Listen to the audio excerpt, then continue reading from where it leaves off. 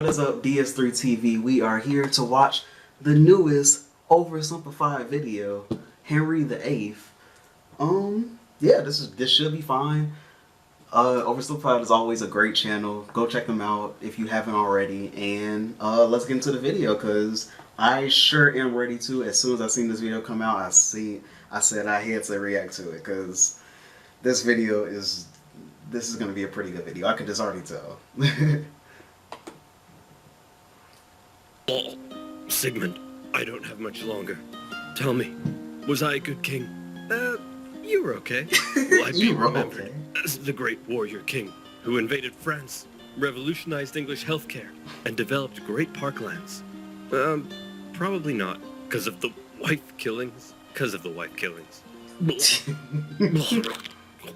Sigmund, how did I get here? I still remember the good old days when I was a boy with a heart full of fire. Sorry, did he just eat a pig? Like, just eat a full pig? Like, just a full pig in the middle of his sentence? And Mummy would teach me. Okay, Henry, this is a horse. Can you say horse? Divorce. What?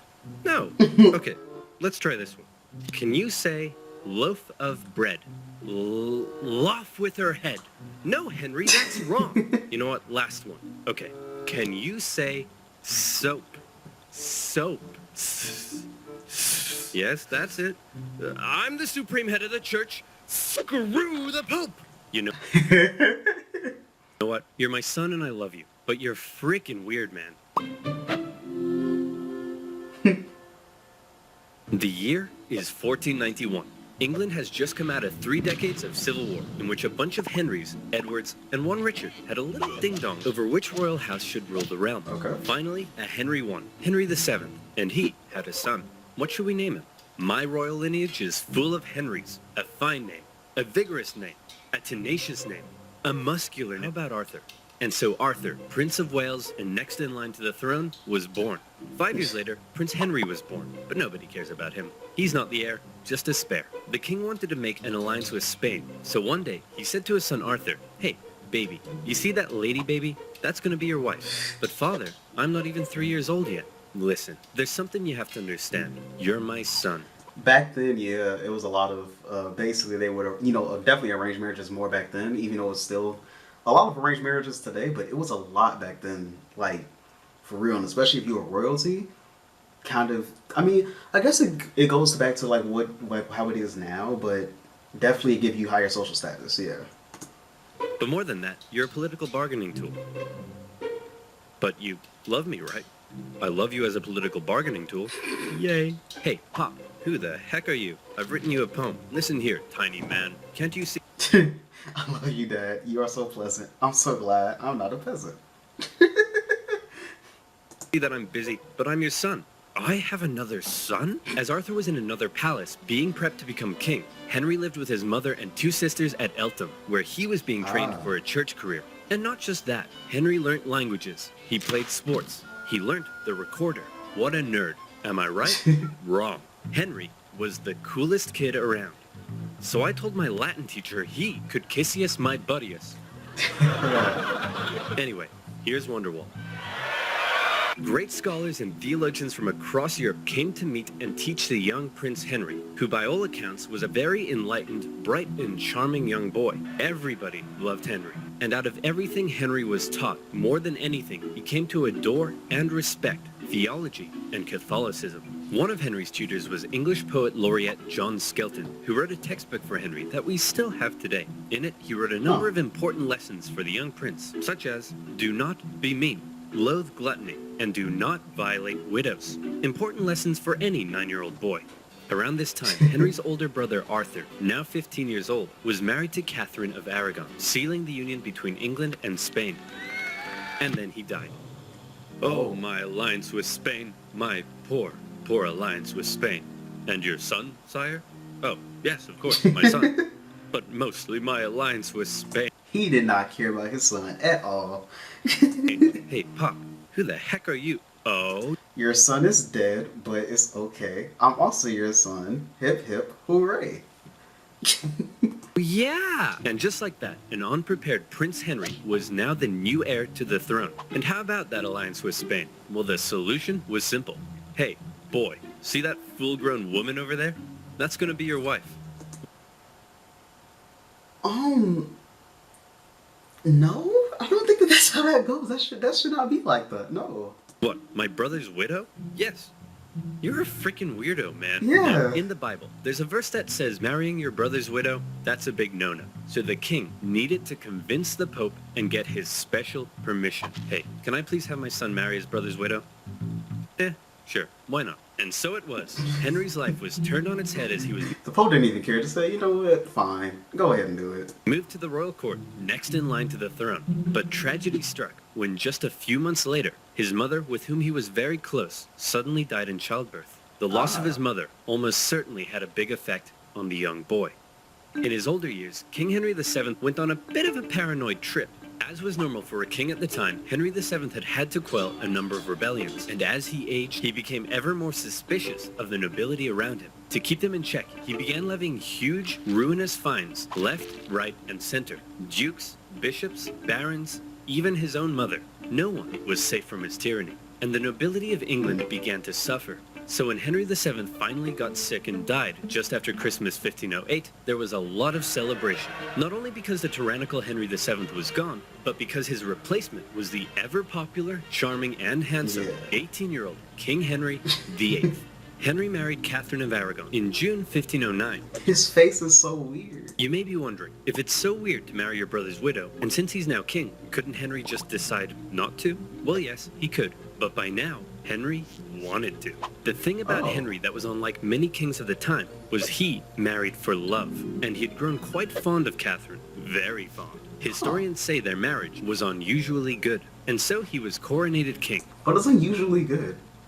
And what a king. Compared to his tyrannical father, he was an absolute joy. Having the blood of two royal houses, he was widely supported. He was really, really ridiculously good looking, and those famous calves could achieve world peace. Hey, Henry, now that you're king, you know what that means. Costume party! Henry pranced around the palace playing dress up with his friends. He wrote plays. He sang songs. He danced. A true Renaissance man, very different from the gluttonous wife killer we think of today. In his early reign, people from near and far would come to ask favors of the generous king. Hey man, could I gain ownership of some land near Upton Snodsbury? Sure thing, pal. Hey, could I be an earl or a baron or a viscount or something? Anything you want, man. Could I get, just a really cool pig that has, freaking metal What is the obsession with pigs? wings and 8 legs and shoots flippin' lasers, and it can grow more pigs out of it for extra pigs? Say no more. Hey, guys, I was just checking up on the financial report, and what the hell? We can't afford this. Henry's council that he inherited from his father weren't happy with all the money he was just throwing around, and they worked hard to curb the king's spending. Since they controlled the royal seals needed to get stuff done, at first they were largely able to control the young king. And for Henry, the most infuriating things of all was they wouldn't let him joust with his friends because it was too dangerous, nor would they let him do the thing he wanted most, to go on a great, glorious, and expensive conquest against England's historic enemy, France. Please, guys, I'll keep it cheap. How? I'm glad you asked. I've got a promo code for the financial burden of war. Yeah. That was good. That was a good segue into Honey. Honey is the free browser extension that automatically finds promo codes when you shop online. Imagine you're Gonna just skip past it though, because this video is very long anyway. Simplified viewers save over $87,000.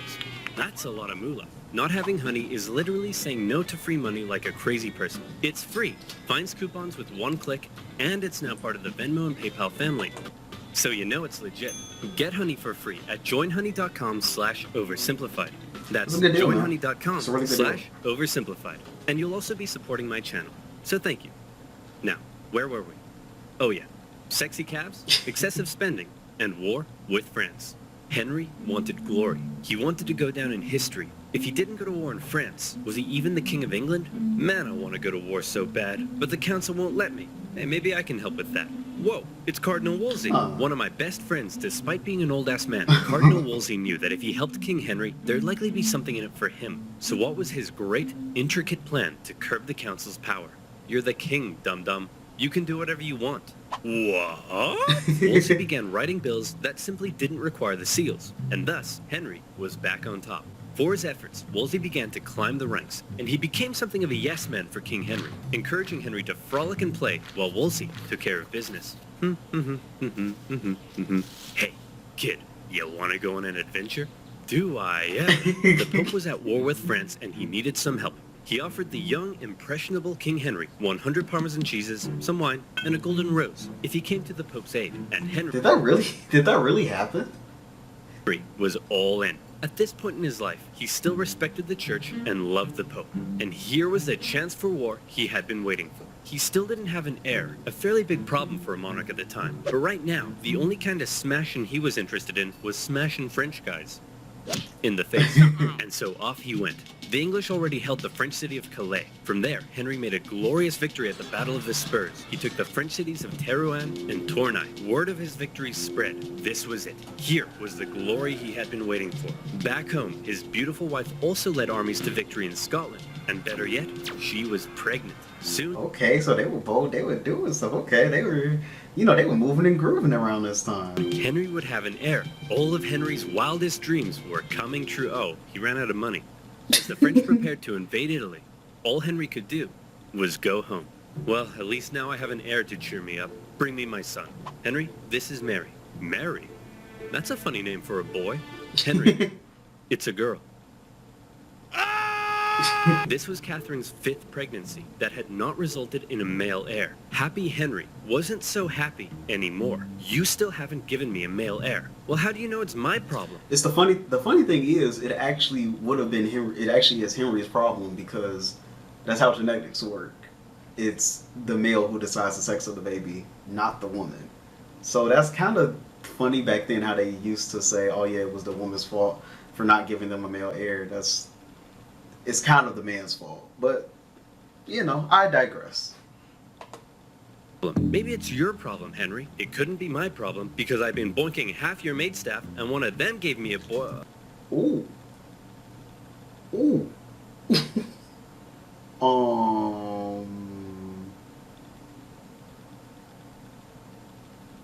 Let's just keep going. I mean, sure. Yeah, you know what? Maybe it's my problem. I'll look into that. Cardinal Wolsey, now Henry's Lord Chancellor, knew his job depended on keeping Henry happy. And so he said, well, if you can't be the great warrior, then how about the great peacemaker? Not as cool, but okay. And so the Field of the Cloth of Gold, a glamorous peace summit between England and France, was held. The King of France, Francis I, was essentially the French version of King Henry. And the whole thing was basically one giant codpiece measuring contest. The two sides did agree to a peace treaty. However, it didn't last long. You see, there was a third major player in European politics at the time, an exquisite specimen of royal inbreeding, an heir to a huge inheritance, and a chin that could hit a home run. Holy Roman Emperor Charles V. Okay. He was Henry's wife's nephew. Henry had helped him out in the past to put down a Spanish rebellion, and now the two wanted to make an alliance, and so a marriage was arranged. Mary, I'd like to introduce you to your 22-year-old fully grown adult cousin, and now your future husband. Ew, he looks inbred. Mary! We're all inbred. With their new alliance, Charles and Henry agreed to team up and relaunch a campaign against France. In 1522, the English landed and stormed as far south as Agincourt, but Charles didn't commit significant forces. Whoops, sorry man, not sure what happened. I'll join in next year. The next year, England swept northern France, almost taking Paris. But once again, where was Charles? Oh man, I'm so sorry. I promise, next year, I'll be there. The next year came, and he's like that one friend that always says he's gonna be there, never goes though. That's how. Fed up, Henry decided he was going to sit this one out, just as Charles ravaged the French at the Battle of Pavia and captured the French king. Holy crap, dude. Yeah, I totally kicked France's butt. That's great. So, can I have the French throne like we agreed? No. What? And also, I don't want to marry your ugly daughter anymore. Ugly? Have you seen your chin? Mummy says it's a strong chin for a strong boy. As Henry's alliance with Charles fell apart, Henry knew his days as a warrior were over. This was a problem for Henry, but it was a bigger problem for his wife. Catherine of Aragon had 2 jobs. The first was to give Henry a male heir, but the second was to maintain an alliance with her relatives in Spain, including her nephew. She had failed, and Henry's sexy eyes began to wander. Home from all his wars, Henry ate up his daily 5,000 calories of meat as an infatuation began to grow for one of his wife's ladies-in-waiting, Anne Boleyn. beautiful, intelligent, cultured. She was exactly Henry's type. Now, Henry had had dozens of mistresses, including Anne's sister. But Anne didn't want to just be Henry's side chick. She wanted to be his queen. Henry sent dozens of letters, thirsty love poems. In one, he proclaimed that he would like to kiss her pretty duckies. Henry's loins Oh, wow. were on fire, but Anne kept him at just the right distance to drive him crazy and push him to find a way to get rid of his current wife. Wolsey, I want a divorce. And as the representative of the Pope here in England, I expect you to sort it out quickly and quietly. I don't want this to turn into a Europe-wide scandal. You got it, Your Majesty. Hey, Big Papa! My boy Henry says he wants to divorce his wife! My boy, he said my boy wants to divorce his wife. Any chance? Everybody's face like, what? He made his wife and his cousin there. Like, yo, what? Yo, England was crazy. To Henry's shock and horror, Wolsey deferred the case back to the Pope in Rome. To make matters worse, after all the wars in Europe, the Pope was currently under the thumb of Charles V. Now everybody knew what was going on, and Henry's divorce trial had become a pawn of greater European politics. For Wolsey, the decision was a disaster. His job was to keep Henry happy, and Henry was very, very unhappy. Yeah. Nevertheless, the divorce trial began. Henry's case rested upon the Bible verse in Leviticus that claimed marrying your brother's widow would lead to childlessness, and Henry was certainly having a hard time getting a male heir. He argued that the Pope had got it wrong when he allowed Henry to marry his brother's widow, and that now divorce was the only solution. However, the Pope and Charles V acquired some interesting letters from an unknown source. He wants to kiss her pretty duckies? Man, this guy's loins are on fire. The Pope now knew the case for divorce may not actually be found in Henry's Bible, but in Henry's pants. Yeah. After escaping Charles V, the Pope did send out one Cardinal Campeggio to oversee the trial. Campeggio was an old man racked with gout. It took him 6 painful months to travel from Rome to England, and when he finally got there, this kept happening. Hey, I need you to take a look at this evidence. I can't. My gout is acting up. Hey, are you ready to take my testimony? I can't. My gout is acting up. Why can't he do anything? What? Yeah. Hey, can you please make a decision? I can't. Your gout is acting up. My gout is acting up. Anne Boleyn, with her Protestant views in support of the Reformation, suspected the Pope was just delaying. For 2 whole years, the trial dragged on, and in the end, the Pope simply said, no divorce for you. Henry, the king that had previously defended the Pope militarily from France and intellectually from the reformist ideas of Martin Luther, who had once respected the Pope above all, now found the Pope standing between him and fourth base. Your Majesty, what will you do? I'm the king, dum-dum. I can do whatever I want. What? For his failure, Henry removed Wolsey from the court, a decision that was likely influenced by Anne Boleyn, who disliked the cardinal. Having fallen from grace and with potential charges of treason over his head, Wolsey died of illness a year later. Then, Henry set about removing England from the influence of the Pope. Hey, if you do that, I'll excommunicate you. Who cares, man? Oh no, apathy.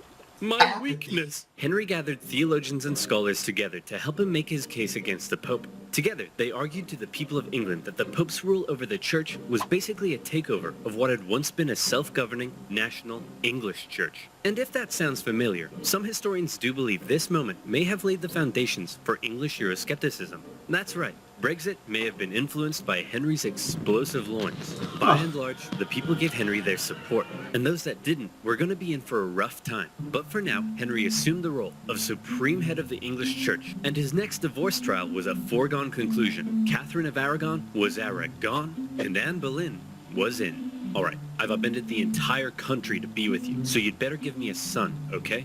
Now, did you get my letter about the duckies? Having finally married the girl of his dreams, it was party time for Henry. And what a party. Life in the Tudor court was non-stop. Huge banquets, with each person eating on average 5,000 calories a day. And no vegetables. Those are for poor people. Rich people ate meat. And so you know what else is for rich people? Constipation. But don't let that stop the party. The toilets are communal. And Henry himself was the center of... Okay, that doesn't help here. I would hate that. Everything. He ate the best food. He had 1,200 pairs of shoes. He didn't even have to wipe his own bum-bum. Life was great. Everyone, I give you your majesty, King Henry VIII. But how did they pay for it all? Well, influenced by his fairly Protestant new wife, since Henry had overturned the organization of the church, this is how they paid for it. Oh my goodness, how awful. Selling fake fragments of the cross? Vials of Jesus' blood that you got from a duck? Using religion in this way? This is terrible. I must confiscate all this money at once. Yes, how awful. I must take all of this away immediately. Monasteries across the nation were dissolved and their riches placed in the royal coffers. Obviously, many people weren't too happy about this, but Henry had a plan for that as well. Henry's descent into tyranny had begun, as any who rejected his new claim as supreme head of the English church found their heads on the chopping block. And so Henry partied. He danced, he sang, he ate, he jousted.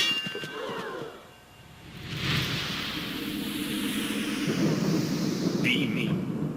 Love gluttony. Violate widows. In 1536, his eyes got so intense. Henry fell from his horse in a jousting accident. Not for the first time, but certainly the heaviest fall he had taken yet. Some historians believe the brain damage caused by the incident may have violently accelerated Henry's descent into tyranny. Executions in England ramped up. During his reign, it's estimated 57 to 72,000 people were put to death. Wow. Rich or poor, big or small, no one was safe. And the most prominent victim of all was to be Henry's own wife. It had been 3 years since their marriage. Anne had been pregnant 4 times, yet she had only been able to produce one healthy child, a girl. What's more, it's possible she had been going around insulting Henry's manhood. Henry's eyes, once again, began to wander. His new top man, Thomas Cromwell, didn't want to end up like Cardinal Wolsey, and so he came up with a plan. There was a court musician who had been quite flirtatious in public with the Queen. Well, Thomas Cromwell and his boys got a forced confession out of him, saying that it didn't stop at innocent flirtation, and the charges came rolling in. Listen, Anne, we need to talk. Oh no, you're going to divorce me, aren't you? Just like your last You thought there was going to be a divorce. wife. Oh, no, come here. Shh, no, I'm not going to divorce you. It's much worse than that. Anne was charged with adultery, perversion, even incest, and plotting to kill the king himself. The jury found her guilty, including her own uncle and ex-fiancé, both fearing the wrath of the king. And on May 19th, 1536, Anne Boleyn was Anne Boleyn. Literally the next day, Henry married one of Anne's ladies-in-waiting, Jane Seymour, his third wife. After Anne had smack-talked his manhood, and since he still had no male heir, Henry went on a campaign to ensure the public knew he was as virile as it gets. He had this famous portrait painted of the manliest man I've ever seen, and later, he would even have his physician make a declaration about his health. King Henry is a fine specimen of a man, and please don't make me say this. Say it. And every time I look at him, I wish I was a woman. The truth is, That's just weird. Why are you so, like, I feel like nobody would be ready to be that, to make fun of you that much if you weren't that worried about it. Just saying.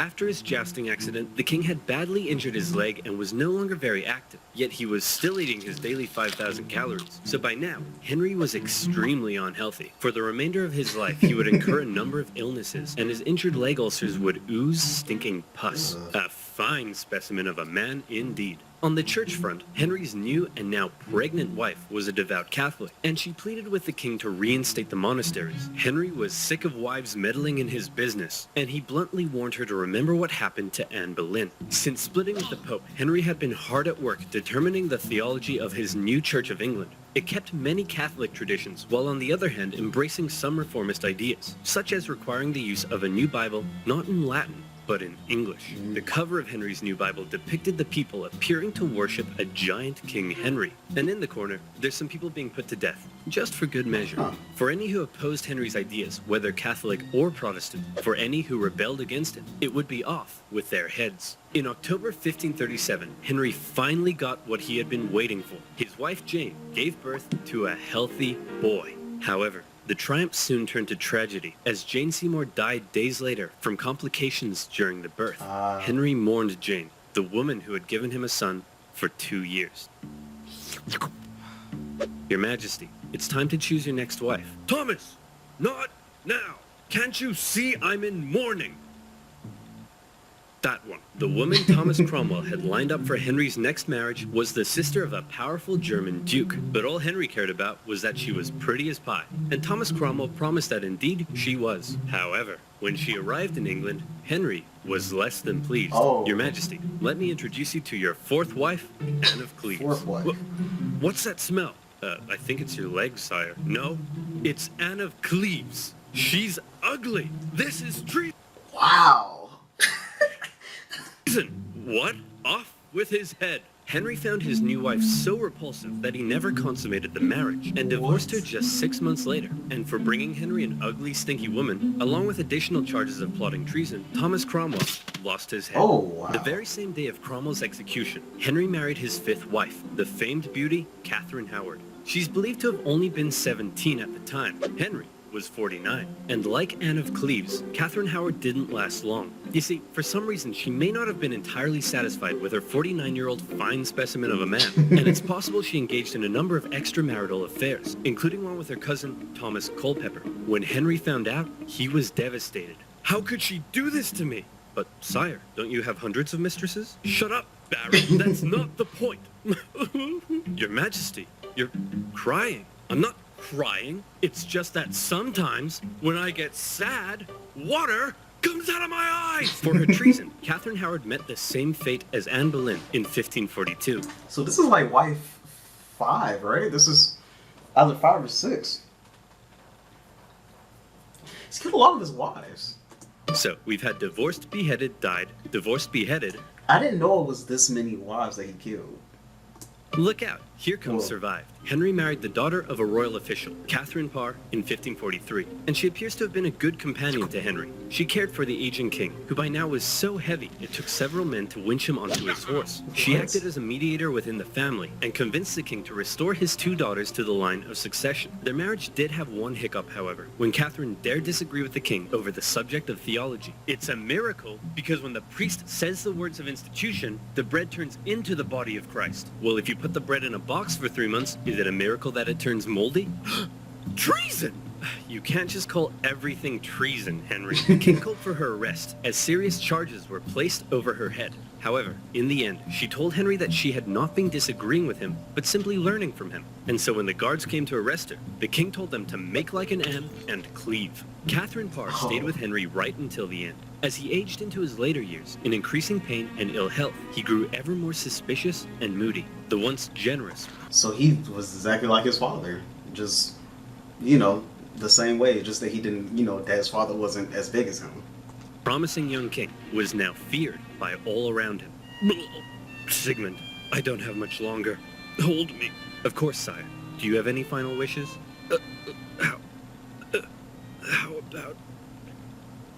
How about one last conquest in France? And so in 1544, Henry made for Calais. The pesky French had been supporting the Scottish in their ongoing wars with England, and they also owed Henry some money. So the extremely unhealthy king personally led a siege against the French city of Boulogne. The English dug tunnels under the castle, and on the 13th of September, the French surrendered. A glorious victory for Henry. In actuality, the whole misadventure nearly bankrupted England, and they ended up giving Boulogne back to the French a few years later. But shh, don't tell Henry.